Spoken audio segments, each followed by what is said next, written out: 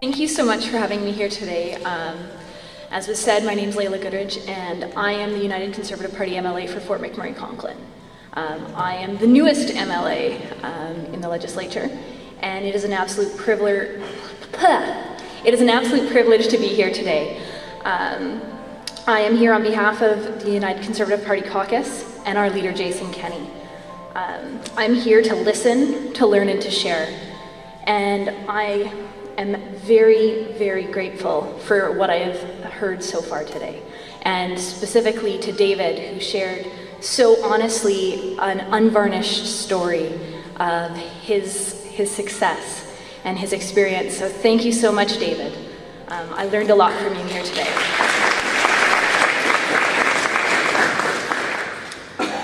But there is so much more that we all need to learn on this subject in order to help turn the tide on homelessness. We need collaboration from all our municipal, provincial, federal partners, and of course our faith-based organizations to create a long-term solution. As many of you are aware, my community, Fort McMurray, had a major upset 2 years ago.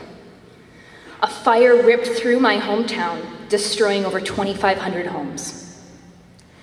Everyone within my region experienced homelessness. They experienced what it looked like. They experienced the instability.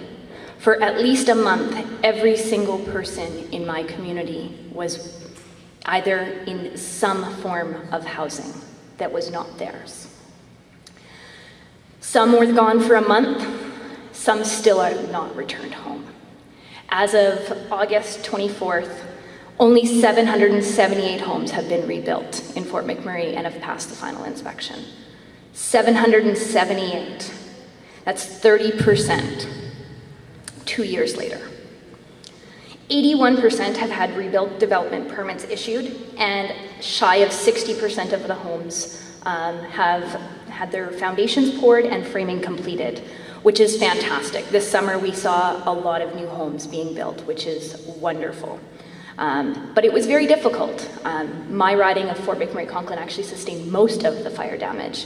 And door knocking and trying to connect with voters that still haven't returned home yet, but that is their home, was a major challenge for our campaign. And it was a major challenge for our community, trying to prove that they actually lived where they didn't live, but planned to live. And that was one of the biggest challenges. We also experienced in Fort McMurray the challenge of many, many people being underinsured, or worse yet, completely uninsured. Many people that had never been homeless before have become homeless, or in a various state of homelessness. Many stepped up to help. Many faith-based organizations stepped up and made sure that our community could get back on its feet. The Red Cross, Habitat for Humanity, and many, many, many others stepped up to make sure that our community had what we needed to move forward. And for that, myself and my entire community are eternally grateful. Most people from Fort McMurray actually convalesced here in Edmonton and the greater area for the better part of a month, and we thank you for opening up your homes to our community. But this taught me that it wasn't the government that could respond as quickly as many of the faith-based organizations that stepped up within hours of the fire ripping through the community. And the nimbleness that exists within many of your organizations is to be commended, and it is required within our social fabric to allow us to succeed, because we are only a fire or a flood away from homelessness in many of our communities, unfortunately. The RMWB, the Regional Municipality of Wood Buffalo, has been completing point-in-time homelessness counts within our area since 2003. In 2008, we hit a peak of 549 people that were homeless. Luckily, and thankfully, this number has decreased by about 64% in the last 10 years. However, this last summer, when we did our most recent point-in-time homelessness count, 200 people were identified as homeless in my community, which was a substantial increase from the last homelessness count that was done in 2016, just prior to the fire, that had about 100 people listed as homeless. So an increase of 100% in 2 short years.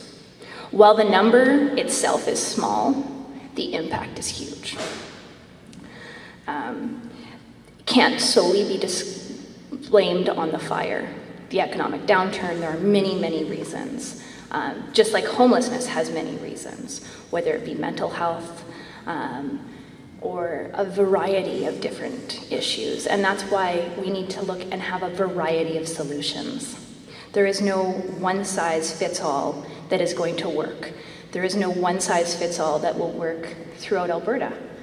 Each community is different, each neighborhood is different, each neighborhood needs its own approach. From what I've been able to hear so far and the research I've done, I am so impressed with the work that the Interfaith Housing Initiative does here in Edmonton, and I would love to see similar models applied throughout Alberta.